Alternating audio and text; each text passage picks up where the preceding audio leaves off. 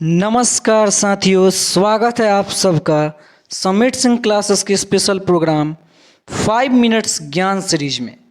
आज हम एक बहुत ही महत्वपूर्ण विषय के बारे में बात करेंगे जो आजकल के हालात से संबंधित है और हमारे चर्चा का विषय है कोरोना से बचाव के उपाय, इंजेक्शन और इन्फेक्शन। जैसा कि आप सबको पता है कि आज पूरे विश्व में कोरोना एक पेंडेमिक के रूप में तहलका मचा चुका है। भारत भी कोरोना की मार को सबसे खतरनाक तरीके से झेलने वाले देशों में सबसे अग्रणी बन चुका है।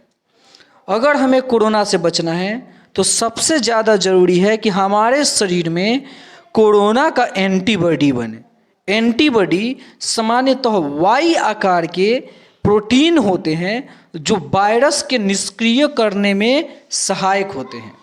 एंटीबॉडी के दो उपाय हैं, इंजेक्शन या इन्फेक्शन। मतलब कि या तो आर्टिफिशियल तरीके से इंजेक्शन के माध्यम से एंटीबॉडी को शरीर में प्रवेश करा लें, नहीं तो किसी तरह से कोरोना पॉजिटिव होकर एंटीबॉडी शरीर में तैयार होने दें।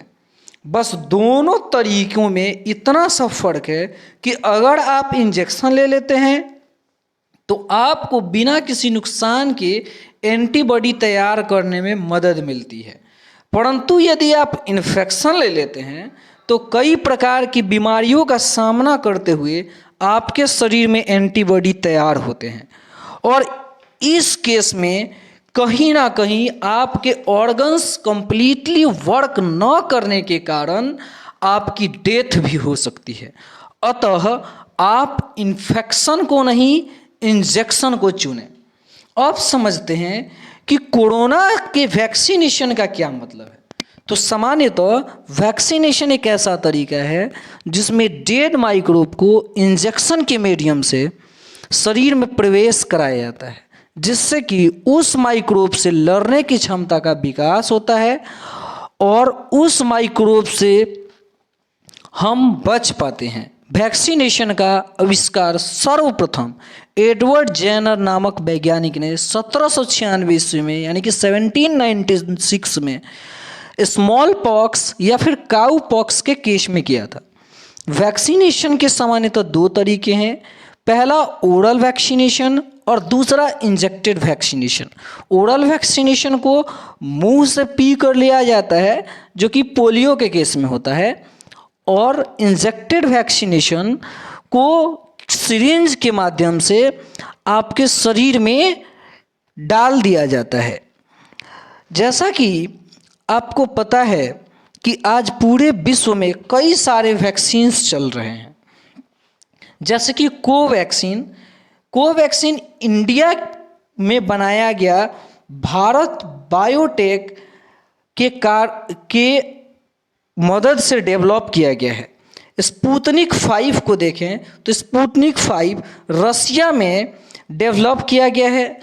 फाइजर बायोएनटेक को जर्मन कंपनी बायोएनटेक और द अमेरिकन कंपनी फाइजर के द्वारा डेवलप किया गया।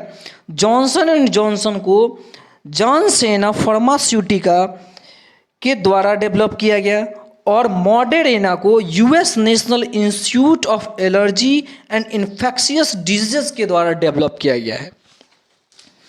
सामान्यतः भारत में कोरोना के वैक्सीन के रूप में प्रयुक्त होने वाली जो दो वैक्सीन्स है वो कोवैक्सीन्स और कोविशील्ड है।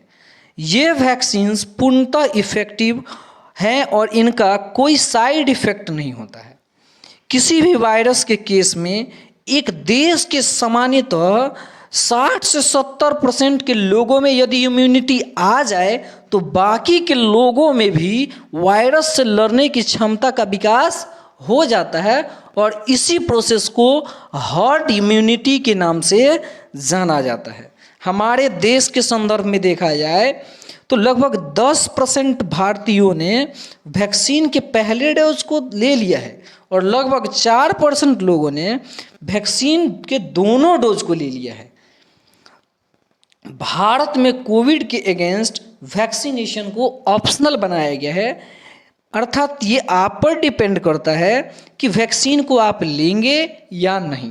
परंतु यदि आप वैक्सीन को नहीं लेते हैं तब तो कोई फर्क नहीं पड़ता, लेकिन यदि आप वैक्सीन को ले रहे हैं तो न कि आप सिर्फ खुद की रक्षा करते हैं, बल्कि 59 से 70% लोगों में भी आप आ रहे हैं जो कि हमारे देश को हर्ड इम्यूनिटी प्रदान करने वाले हैं। अर्थात सामान्य और आसान भाषा में मैं कहूँ तो वैक्सीनेशन कराकर आप खुद की ही जान नहीं बचा रहे, बल्कि अपने बाकी देश में रहने वाले देशवासियों के जीवन को भी बचाने की तरफ एक कदम बढ़ा रहे हैं।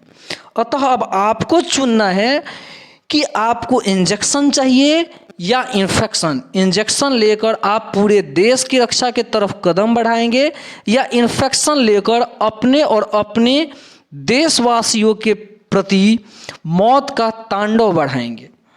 आशा करता हूँ कि आपको मेरी इस चर्चा का सार सामान्य भाषा में और आसान भाषा में समझ में आया। मिलते हैं फिर अगले एपिसोड में एक नए फैक्ट के साथ और नए एनर्जी के साथ। धन्यवाद। आपका दिन शुभ हो। Thank you.